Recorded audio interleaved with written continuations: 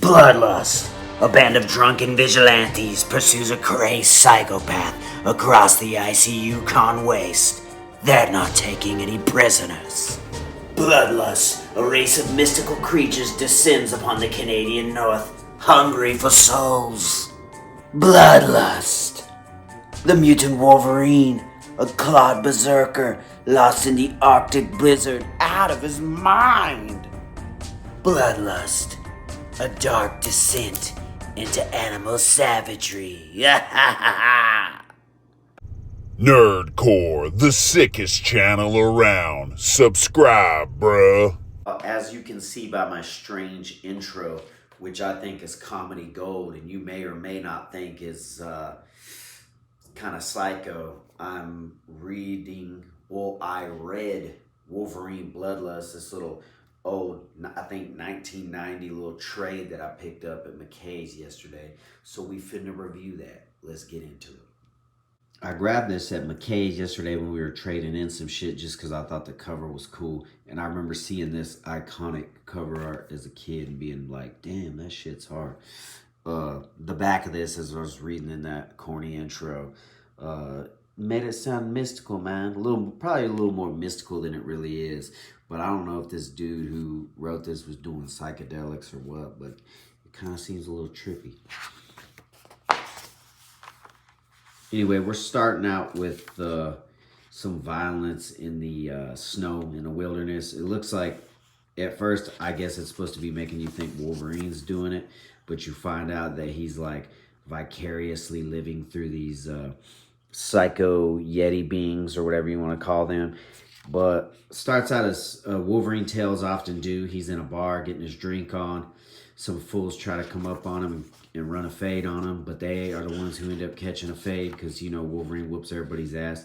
He gets kind of psycho right here, and he's like about to cut this dude's throat open with a bottle. And you're like, damn, you know, Wolverine's known for messing fools up, but he don't usually just slash out civilians' throats. He usually just beats them down and then rolls out. And then he finds this chick, and she's like, yo, what's up, dog? Let me help you get out of here. Because, you know, the ladies like Wolverine's short ass, so she's like trying to take him to the crib. And he keeps getting these psycho urges in his brain. He pops his claws out in front of her, and because he feels like a presence out there, like he knows some shit's about to go down. And then all these skinwalker werewolf Yeti motherfuckers pull up and start attacking him. And he's like, blood, thirst, kill. Like he's going into those psycho trances like that Azrael dude in Batman Nightfall. Totally unrelated, but whatever. And he's fucking all these fools up. He's going crazy. But they savage his ass pretty good. And so he's a little tore down when they run off. And he's sitting here thinking, what's wrong with me, man? Why am I getting these psycho urges? So for some reason, to level himself out, this motherfucker gets naked in the middle of the snow right out of town to go into some type of little meditation shit and just stare at his costume before he gets it on. All right, big dog, you know, whatever works. So, you know, he's the best at what he does, bub. So that's what he's going to go do. Hell yeah, abs are looking good. I like the art in this a lot. I just want to say that real quick. It's pretty dope. So a snowflake falls on one of these dudes that he killed, and it explodes his body. Strange, right? And then here he is getting these blood, kill, psycho urges again. All these fools are back in town talking to the sheriff about how they got their ass beat. That's what happens when you step to a G. And they find a dead body in town, and the sheriff's like, yo, I got to go find the killer. And they're like, yo, nah, we need to go find this little dude that fucked everybody up because he's probably the killer. Meanwhile, Wolverine's over here still getting psycho urges, and he thinks he busted in and killed this family because this whole family, even these little kids, got killed. And he's like, nah, it can't be me. I butchered an innocent family. And then he pops his claws out and sees he didn't do it, but he's cool. So he's really kind of tripping, man. He's like, why am I getting these psycho urges? Why do I think I killed all these people? And then bam, mystical Yetis pop out. Basically take his ass on an ayahuasca trip. He's in the spirit world, seeing his body heal, talking to these motherfuckers. And they were like an ancient race which, you know, as time evolved and humans became dickheads like they do, they built this whole like society out in the snow underground and had like a mystical, they could like go into the astral plane and explore the universe down from their little ice world.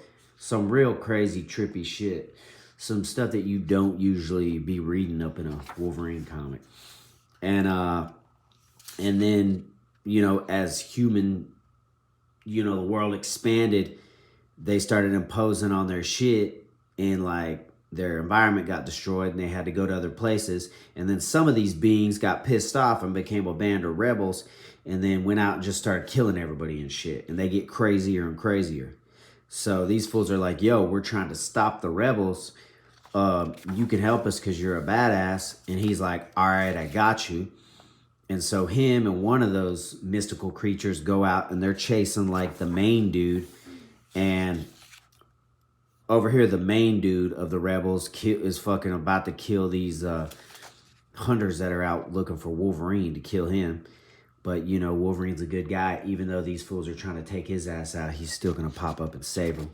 Because he's trying to help the other mystical beast man stop the bad mystical beast man. And then it basically becomes a fight between, like, back and forth between Wolverine and the rebel beast dude, with the aid of this other, with the good mystical beast man. Wolverine almost dies at one point, which you don't usually see that. Well, what am I saying? He always almost dies. And then mystical beast dude heals Wolverine, and it even regenerates his damn costume. But it takes a lot of that dude's power, man. And so he's kind of in a weakened state.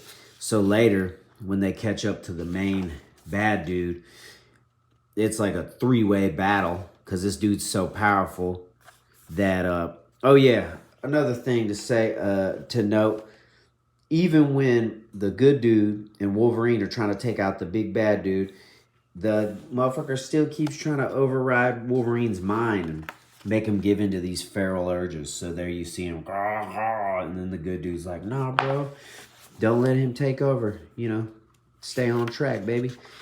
And so they fight a lot back and forth. The good dude ends up dying, man, because, you know, it takes out most of his power to, like, help Wolverine fight this bad guy and heal Wolverine. And that's, like, a whole thing. And it's really kind of trippy, man. Like, all the back and forth shit. They end up getting in, like a hella heavy battle with him where the bad guy's mortally wounded. But, like, Wolverine almost dies. The good guy almost dies. And he's over here laying on the ground. Wolverine's like, I wish I could heal you. And homie's like, hey, dog, you can't do it. But wait for the other good guys from our squad to get here and help you. And you can beat this dude now because we mortally wounded him. But I'm out. I'm dying. Peace. Wolverine's kind of sad about that. But what can he do? Of course, he don't listen to him. He's like, nah, this dude's wounded. I'm finna go on the hunt. So he chases them down to this cave. And, like, he sees that chick in there from the beginning. And she's like, oh, save me. But, you know, Wolverine got them damn senses, boy. And he smells like, nah, man, something ain't right. And it ends up being the big bad dude. And, like, posing as her. He slashes her through the guts. I was like, damn, he finally let them urges take over and kill somebody. But like I said, it wasn't the girl. It was the big bad dude. And then we do kind of as he's killing the dude and about to take him out, there's kind of a John Carpenter Thing situation going on. And it's morphing and glooping into this other shit. Wolverine's rages are still taking over. Kill! And that was kind of a trip.